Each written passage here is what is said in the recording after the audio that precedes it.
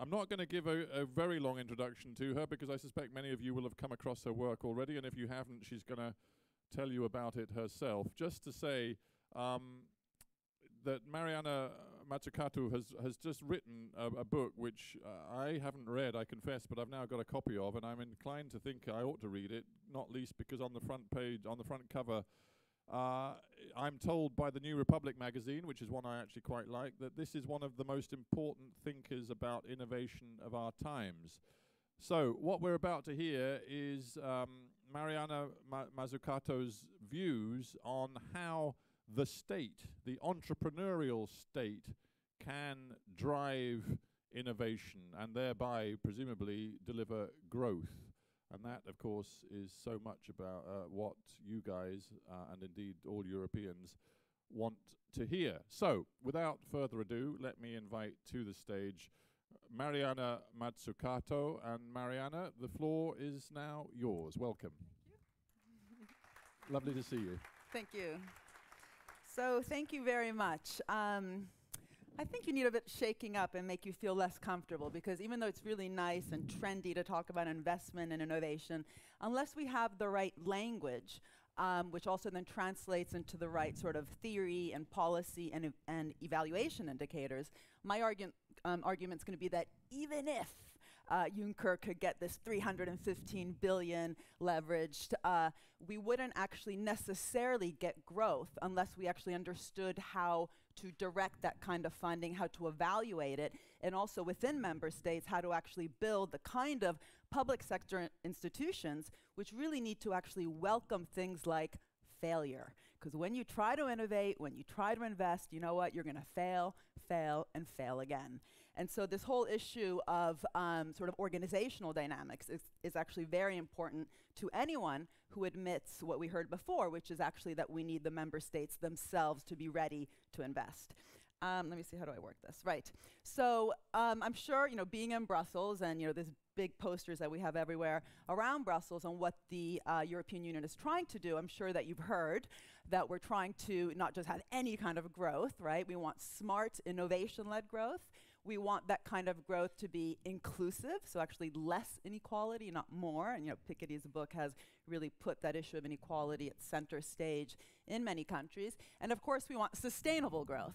And of course, in places also like the UK and the US, there's all this talk about rebalancing the economy, sort of away from big bad finance, the hedge funds, the credit default swaps, towards industry. So people like me all of a sudden are allowed to actually talk about industrial policy without it being a four-letter word. And I should just say something quickly in case I forget. And I kind of do this like when I tell jokes. I'm scared I'm going to forget the punchline and I end up having to give it away in the beginning. But it's so important I want to say it, which is that this is a problematic way to actually justify industrial and innovation policy. And I'll come to this at the end, but I'll say it in the beginning, which is that our real economy, our industries, and I would like to later in the panel actually ask you about your industry, is actually extremely financialized. So any sort of real innovation policy, investment policy, and industrial policy should not just be sort of feeding money to different types of industries, whether it's the life sciences strategy, the energy strategy, the bioeconomy strategy, but really also ask business itself to increase its investments and to become less financialized. Okay, now that I've said it, I can relax. Okay, so in these different types of battles, as an economist, I find that the biggest battle is actually a discursive one, as Tony Judt, the late Tony Judt, used to argue, which is that we don't even have the language to talk about the role of the state. And Keynes, of course, talked about this in terms of how so many policymakers who think that they're just sort of on there on the ground doing real stuff and they don't care about theory are actually slaves, he said, of defunct economists. And what I want to focus here, in order to actually really also enable people like Juncker to do what he says he wants to do, we really need to sort of rethink the way that just from the start we're even talking about policymaking in order to achieve anything like those massive battles that I had up there a minute ago, right? Smart, inclusive, sustainable, and definancialized growth. And so why are we limited? And I don't want to do any finger pointing, but even in the last panel, as much as I agreed with so much of what was being said, the actual language that was being used was a bit, I don't want to say defunct or go, if you actually looked at that whole quote by Keynes and had the original ones, he even talks about the shackles and the encroachment of ideas, which is worse than any kind of sort of capture of industry and government, which is this kind of inability to actually, sort of talk about things in an open way. And this issue about how we talk in economic theory and hence then guide policymakers in both member states and the EU is problematic because at best, assuming there's no sort of Tea Party people here in the audience, we talk about the role of the state as fixing different types of market failures. If you actually look at what's being done around the financial sector, or even within industrial policy strategies around the world, it's always talked about as fixing, for example, maybe the public good problem, right? So you have, say, basic research, which we all know is really important, but it's a public good because the spillovers are so high, so it's going to be really hard for any particular firm to appropriate the returns from that kind of investment, and hence they don't make it, so we need the state to do it. So there's very little actual debate on that. More or less everyone agrees, left, right, and center, within both theory and policy making, that that's the right thing. We also hear constantly, we just heard it in the previous panel, that what the state needs to do is create the conditions, right? You create the conditions for innovation, and then you get the hell out of the way. There was this wonderful article in The Economist recently that actually said this. It was dedicated to the new industrial revolution, which was all around things like the bioeconomy and nanotech and all these new areas around brain science. And they were very explicit. They said, okay, fine, invest in skills, government, do research, do kind of, education stuff and some infrastructure, but then get out of the way so the revolutionaries, that was the actual word, can do their thing, right, which is business. And what's interesting, again, is that this constant way that we talk about government is just kind of fixing things as opposed to actively creating and shaping markets, which, by the way, only sort of one person in academia, and he was not an economist, talked about, so Karl Polanyi. That kind of vision, right, because we heard before we need more vision, that kind of vision that actually in the few places in the world that have achieved smart innovation-led growth, let's just focus on the innovation and investment side for now, have actually required policymakers to actively shape and create markets. And this is terribly self-promotional, but I hear that some of you even were given this book, and I only put it here because that German title is just too cool, right? So Das Kapital des Staats. So what I try to argue in my book here, translated into many languages, and it's hilarious how each country sort of chooses the title, right? So in Germany they said, Mariana, we're really sorry, but the word entrepreneurial state will basically make the whole left wing vomit. So I was like, okay, fine, don't use that. In Italy, the word imprenditore, which would have been the exact translation, also wouldn't have sort of given the flavor, which is what flavor? The flavor of actually saying that what we need is an entrepreneurial state which really welcomes sort of big new missions and to invest in those areas that actually have extreme risk, which is basically uncertainty, right? Not just the probability kind of risk, just extreme uncertainty, with people like Frank Knight wrote about. And specifically, how I have been sort of thinking about this is looking, within any sector. So the big question for you would be in areas like the bioeconomy, what can we actually learn from previous technological revolutions of who invested sort of where and when along that sort of risk landscape, right? So this upper right-hand quadrant where you have lots of capital intensity and high technological and market risk, who did what in biotech and nanotech and the internet or today's emerging green economy? Was the state really just kind of sitting in the background, doing some infrastructure here and there, funding some basic research, the public good, or something else? And I do argue that not only were they doing something else, which I'll get to in a minute, but also that there was lots of kind of creativity and dynamism within government, really thinking up new big ideas, which Keynes was telling us in that previous quote, the other quote, that government should be doing, right? He says, government shouldn't just kind of make things a little bit, better, a little bit worse, but really be doing what's not being done at all. And that has been tied to also the ability of government to attract within its institutions big thinkers. So the recent stimulus program of Obama, which was massive, I'll have some numbers later, was actually partly directed by this Nobel Prize winning physicist running their Department of Energy. And by the way, shale and fracking, it was all government funded. We can talk about that also later. But specifically, you know, they were directing it towards things like the new ARPA-E program that got set up in 2009. This Nobel Prize winner was Steve Chu, who just resigned recently to go back to academia. But this ability actually to, again, allow government even to know what to do with things like the structural funds once they are sprayed on across the member states is very much tied to also its ability to actually attract that kind of dynamism and expertise within. And the irony, I think, is that the more we talk about the state as simply fixing market failures and worrying that it's not going to become sort of too big and get captured, the less we're actually able to attract that kind of expertise. I mean, who the hell is going to want to go work in government if all your mission is to put some bandages here and there? And the funny thing, of course, is that the US government has pretended to be agreeing with that, but actually, as you'll see in a minute, has been extremely mission-oriented, extremely strategic, actually directly funding different areas instead of assuming that you can just incentivize business to do it. And the reason why this is important, this different type of image, right? So rethinking this contrast, which we're fed every day, is that unless you rethink that, I think what we end up getting, and I see this across the world, I was just in Italy arguing with the Renzi government, is this kind of assumption that what you have is business in a kind of a cage, and it's being impeded to innovate. You know, it would love to innovate, it wants to roar, but there's all these terrible impediments that are usually things like too much red tape, right? Too much regulation.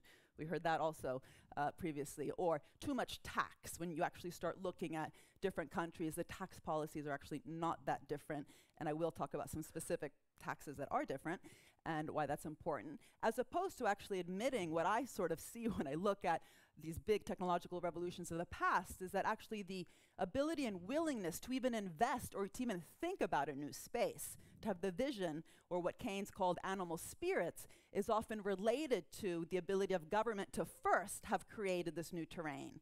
So you create those new opportunities, and then business sees them and goes and invests.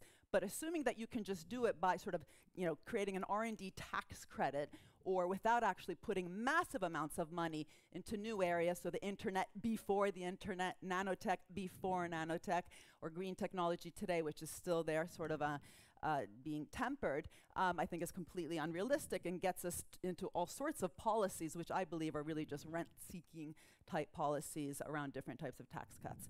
Anyway, let me actually argue this more constructively now with some numbers. So again, I'm not looking at just kind of random incremental types of innovations from an iPhone 4 to an iPhone 5. What I've been thinking about is what did we actually need to get these kind of big technological changes, which economists talk about in terms of general purpose technologies. And you know, what might be the next big thing after the internet, which will in fact allow productivity and massive changes across the board in all sorts of different sectors. And I think your emphasis on the whole bioeconomy is really interesting, and how you're obviously thinking in that sort of mission-oriented way. And what we see when we look at these big changes is sort of different things, very concretely. The first is that what you actually had in places like Silicon Valley, and the only reason I focus mainly on the US in this particular talk is, and also in some of my recent work, is because, you know, it's not to say everyone should copy America, but this kind of, you know, mythology of what happened in Silicon Valley is somehow having been all entrepreneurship-led, venture capital-led, is just completely false. And so when we try to copy them, like Renzi, who just went to Silicon Valley and then came back and said, oh, it's all about labor market rigidities, we need the Jobs Act, you know, is really problematic. And so actually understanding what happened there, but also what is happening today in China, what recently happened in Denmark, which, by the way, is the #1 provider of high-tech services to China's green economy, and how much is China spending on these new 7 sectors, which are all quite green, 1.7 trillion. So there will be lessons for understanding, dollars, what's happening in other countries. But just forgive me now if I focus a bit on the US. What we see in looking at these big technological changes is, first of all, that you had government across the entire innovation chain. It's not true that you just kind of need that upstream, you know, public good kind of investment in areas like basic research. Also, lots of money on applied research, and even early stage seed finance of the most innovative companies through programs like SBIR, the Small Business Innovation Research Program, that actually has been able to provide that kind of patient long-term finance, which, you know, the venture capital industry actually doesn't. If you know anything about VCs or, you know, venture capitalists, they're very exit driven.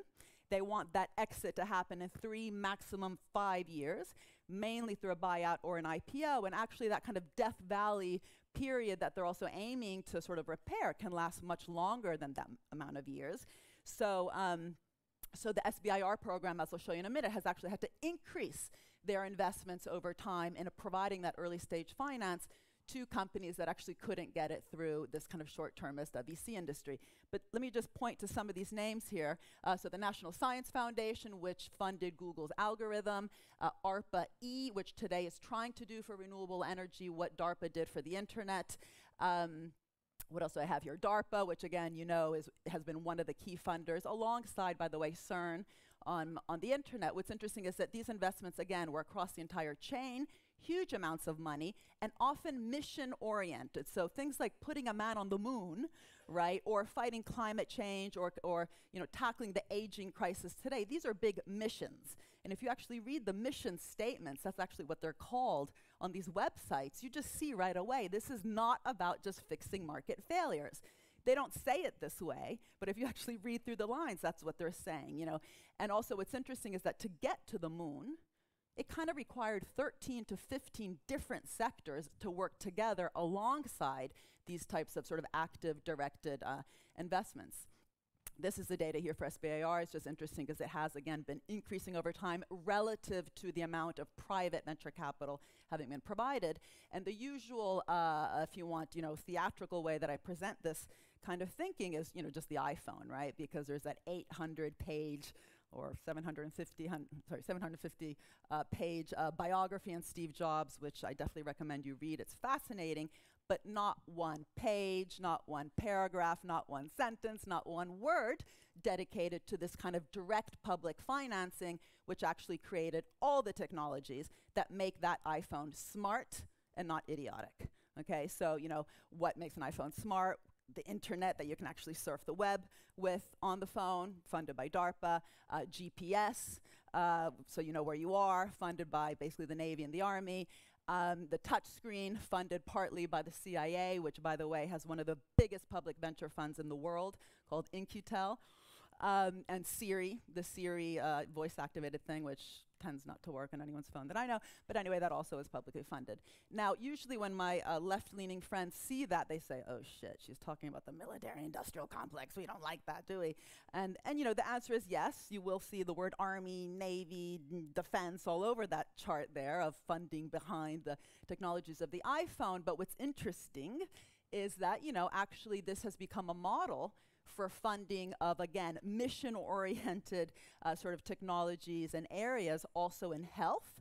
This is the money being spent by the US government on all the innovation, but basically behind biotech and pharma, as well as energy. This money, just look at the numbers, we're talking about 31 billion, God, I keep doing that, dollars just in, what is it, 2011, sorry, can't see, 2012. That's a lot of money for just one sector, right? And we're talking about 6 billion of new money being proposed by Juncker, plus the 15 from the Horizon 2020 for the entire EU area for all sectors. You know, there's lots of lessons to learn here. And there's a wonderful book by Marcia Angels called The Truth Behind the Drug Companies that actually traces I thought that was the next slide, but it's not because I took it out, that traces this kind of funding to the most revolutionary, coming back to that economist point before, drugs in the last 10 years. So these new molecular entities with priority rating, most of them actually trace the research to this kind of funding, with big pharma, of course, also investing, but mainly on the D, not so much on the R. They're in fact decommitting to that. And you know, the question is, how do we actually increase also the ability of private pharma to invest in R as opposed to on things like share buybacks, which I'll also get to towards the end. We don't hear this story, obviously, in Europe. We often hear that those countries that are suffering, like the pigs, right, Portugal, Italy, Greece, and Spain, are pigs because they spent too much, right? And actually, if you look at any of these investments, not only do you see that they are the lowest, not the highest, in these peripheral countries. In fact, they just jump out at you there. It literally looks like I almost did it on purpose. But also what's fascinating is if you divide up that funding in different parts of that funding in terms of whether it was direct, you want to do something, you just do it, versus through tax incentives. What we find that I think is fascinating is that countries like the US, they pretend, this market model, but actually they directly, not just incentivized, they directly funded these different areas. In fact, all those investments I talked about, SBIR, NSF, DARPA, ARPA-E, et cetera, those are direct investments. So this gray area as opposed to the blue. Okay, I don't have time to talk about the US too much, but the ARRA program that Obama had, that amounted to actually 4% of GDP in 2010, which also created, amongst then all the other investments that they were making, a 10% deficit. And if I don't want to make a linear causation here, obviously, because all sorts of other things are going on, but the question of whether this kind of 0 to maximum 3% deficits in the EU can today kind of get us the kind of growth that we want is, I think, completely mad. What we should really be focusing on is what it is that we have to spend on. And a country like Italy, yes, it's bureaucratic, yes, it has corruption, yes, maybe it has some rigidities here and there, but what it surely has is almost 20 years, and Greece is even worse, 20 years of zero growth in productivity and very little growth in all sorts of areas that increase productivity or try to increase productivity, like R&D. And so assuming that you can just sort of get growth in Italy through reduction of red tape and these structural reforms is just completely mad when you look at the very little investments that have actually been made, both public and private. In green, we're basically seeing the same kind of patterns that I've personally seen in areas like biotech, nanotech, and the internet, which is, there's all sorts of different things to invest in, but it's the really difficult sort of, again, extreme uncertainty areas, so lots of capital intensity, lots of technological and market risk, where you have very little private funds. There's this nice database out there, if you're interested, called Bloomberg New Energy Finance, and you can actually compare the worldwide private sector, so venture capital, private equity, stock market, corporate money, versus different types of government funds. And one thing that really jumps out for this sector is that you have this kind of emergence of public banks, which is very important when we start thinking of Juncker's sort of plans also for the European Investment Bank. So just 4 banks, public banks, the European Investment Bank, China's Development Bank, the Brazilian Development Bank, and the KfW, so Germany's Development Bank, alone in both 2011 and 2012 spent almost 4 times as much as the entire worldwide private sector. Now, that's not good or bad, that's just a fact. And what's incredible is we don't even have a way to talk about it. Even the Keynesians, who I'm very friends with, and part of me is definitely Keynesian, whether we're talking about sort of Stiglitz or Krugman, these people who've really been saying, why are you doing this austerity? This is a terrible time, underutilized capacity, 0% interest rates. What are you doing? You need counter-cyclical government. Even they, I think, don't kind of get how, even if we were in a boom period today, lots of growth, do you really think you would be getting lots of private sector investment in this area, like green technology, which still suffers lots of uncertainty? Just look back at the internet days. Those government funds, which I showed you before, were done actually in good times. You didn't have the private sector sort of stepping up in the beginning. What you required was this investment in big new opportunities, again, across the entire chain, not just basic research, which then later the private sector followed. So this is just, again, the funding for KfW, and what you see actually, it is Keynesian, it is counter-cyclical, it goes up after the crisis, but it's also very directed. And that kind of directionality thing always makes people worry, like, oh gosh, he's talking about picking winners. And as you can see here also, the China Development Bank and other public bank numbers, they're picking specific companies to be backing, but this actually has happened always, right? So as I mentioned already, shale gas was picked by the government. All those technologies behind the iPhone were picked. Most recently, Tesla Motors was picked by Obama, received a $465 million guaranteed loan. So if they had gone bust, the taxpayer would have picked up the bill. The taxpayer did pick up the bill with Solyndra, similar amount of money, $500 million, guaranteed loan, goes bust, taxpayer picks up the bill. Huge clamor in the US saying, oh my God, government, terrible, you shouldn't pick winners, you shouldn't, you should just kind of sit back and relax and de-tax us, de-risk us, and deregulate us. And the point is, if we want the kind of technologies behind the iPhone, if we want the bioeconomy you guys are asking for, you will actually have to fail. Like, I can't remember that quote, but it's such a good quote, I should memorize it. Michael Jordan, who kind of says, how many baskets he lost, how many games he lost, and he says, that's why I succeed. The real issue for government should not be should or should we not pick, or for the European Union or Commission, it's how to do that picking, and also how to structure it as a portfolio. Is it naive, and I think it is, many people disagree with me, that government didn't keep any equity in Tesla so that it could have maybe made a return to cover some of the losses, at least from the Solyndra investment? Is that return today coming back just through tax, as it maybe used to? I mean, does anyone remember what the top marginal rate was under the communist US president called General Eisenhower? Just shout out a number. You should know. 75%. Yep. Well, the real rate, if you make the usual adjustments that we look at when we look at the real upper marginal taxation rate, was more close to 90. But yeah, you're close, right? Or capital gains used to be 40%, is now less than 20%. Now, so I do think it's a bit naive, and whether we should actually have things like, income contingent loans, or maybe retaining some sort of golden share of the IPR, I don't know, or really reform the tax system. But that's really not on the agenda. All we worry about is, of course, we shouldn't be picking.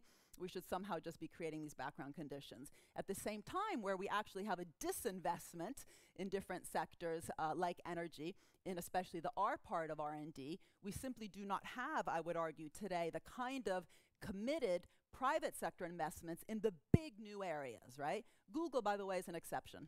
Google really is, not because anyone asked them to, but they are investing in things like energy, which aren't really even related to what they do. But Bell Labs, which is one of the famous big private laboratories that really co-invested alongside the state to make the IT revolution happen. Why did AT&T set up Bell Labs? It wasn't just because they woke up one day and said, oh, isn't this a great idea? They were actually forced to. They were a massive monopoly, AT&T was, and government said, you know what, we could bash you tomorrow through antitrust policy, but as long as you reinvest your profits back into the real economy, into big new areas, we'll sort of back off and invest alongside you. And that, again, is what happened. And today, instead, the kind of situation we have is not just the gloom and doom scenario that people have been describing, but also, even worse, we have record level hoarding rates amongst the business sector, almost 2 trillion in Europe, even more than that in the US, but also what I'll argue is an increasingly financialized business sector, which is simply not how we're going to get sort of the big innovations. So we have sort of a starved member state kind of thing, sticking to this 3% or even 0% Renzi is very proud of, a deficit plan where that number literally is just taken out of a hat. There's no reason it shouldn't be 2, 1, 4, 5, 6, 10, Obama. Where did 3 come from? The focus really should be, what are we spending on? Because of course, even with a mild deficit, Italy only had like 3% deficit before the crisis. If your GDP is not growing, even a low deficit will get you a very high debt to GDP ratio over time, which is in fact what's happened in many of these countries that haven't been making these investments. So again, I already mentioned here that the point is not to say big bad finance versus, the takers versus the makers, but how to also definancialize that real economy and not just be business friendly, but actually have that healthy tension between business and government, which will get us the kind of public and private investments. And this issue of financialization, I think, can be measured in different ways. With someone called Bill Lazanik, we've looked at this problem of share buybacks, and it's just rising rapidly. And what we should be worrying about is not just share buybacks in and of themselves, but their relationship to areas like R&D, which is that black line. So not only do we have 3 trillion, 12 zeros, dollars being spent by the Fortune 500 companies in the last 10 years on this, but also the relationship with R&D spending just completely skyrocketing. And companies that did no share buybacks, like Apple, under Steve Jobs, no share buybacks. Under Tim Cook, right, this is his big business plan. And so this question also of corporate governance, sort of shareholder versus stakeholder, that also should be part of the innovation policy debate. And why is this important? Well, of course, the whole inclusive growth agenda that I mentioned in the beginning, requires us actually to think of what is the relationship between innovation and inequality. And the usual way we think about this is in terms of, say, all the people who are left behind because they don't have the right skills, right? The technical way we talk about it in economics is skill-biased theory of technical change. And the issue there is, well, first of all, where do skills come from? There are also endogenous products of investment. So is there evidence that we actually have less investment today by the business sector in those areas that do increase human capital formation? Big question also for industry. But also, what happened there on this curve, right? This is a famous Piketty curve where he looks at inequality. What happened in the 70s? Was it just that we had all this deregulation? Well, I would argue no. What we also had was this increasing discussion and narrative, coming back to my discursive point in the beginning, about who the innovators are, right? So we had the National Venture Capital Association in 1976 lobbying hard to government that what they needed was their capital gains tax to fall from 40% to 20% in just 5 years, from 76 to 81, having no effect on investments in innovation, because if you look at where the venture capital industry then went, they also went to areas, independent of tax or profits in those particular sectors. They were investing because of their perception of the future opportunities in those areas, and always followed big spends like the NIH spending on biotech. And you have another communist here besides Eisenhower, Warren Buffett, having to tell us, remind us, that actually, capital gains is not really what affects your investment. So Steve Jobs, Bill Gates, and their kind of people don't invest in the areas that they invested in because of cost, but this real perception that this is a cool place to be investing in, huge opportunities. So we should be asking, where do those opportunities come from? What should government be doing both nationally and transnationally? And of course, we don't have enough money in member states. There must be an EU plan. And that's why we need Juncker to, if you want, increase it from 6 plus 15, 21 to something much higher. But also really be thinking of this also as a revolving fund. It's not enough just to say, okay, let's fund bioeconomy. Let's also think of how to also distribute risks and rewards. So we're not just socializing risk, but also socializing rewards in a way that, then makes sense. So you also have a fund to do this again in the future. Specifically, we don't have to go through these, but, there's ways to talk about it. Things like retaining, again, a golden share of some of the patents when they are so directly funded by government, but this is simply not even on the table. Okay, we like to talk about de-risking. How lame is that? De-risking. Did the government de-risk the internet? No, it created it, it funded it, and took massive risk. Because for every internet, you've got about 20 Concords, right? And you're just gonna have to actually accept that and get over this whole issue of should we or should we not pick winners. I have to shut up now, I'm over by 30 seconds. We should be asking different questions. These are the questions I'm trying to convince policymakers to think of. Let's really talk about directionality, how to make those choices, how to think about big directions within which we allow business or get business to experiment. How do we evaluate these investments so as soon as you try to be strategic, you don't get accused of picking winners or crowding out? How do we build government organizations that, again, can welcome that kind of learning process that innovation requires, because you will fail? And how do we distribute risks and rewards in a more symbiotic, less parasitic way? And especially, let's just get over this ridiculous mythology, which has just kind of justified a theft and hasn't really helped much new investment to happen. And that's it. Fantastic. Thank you very much. Don't go away.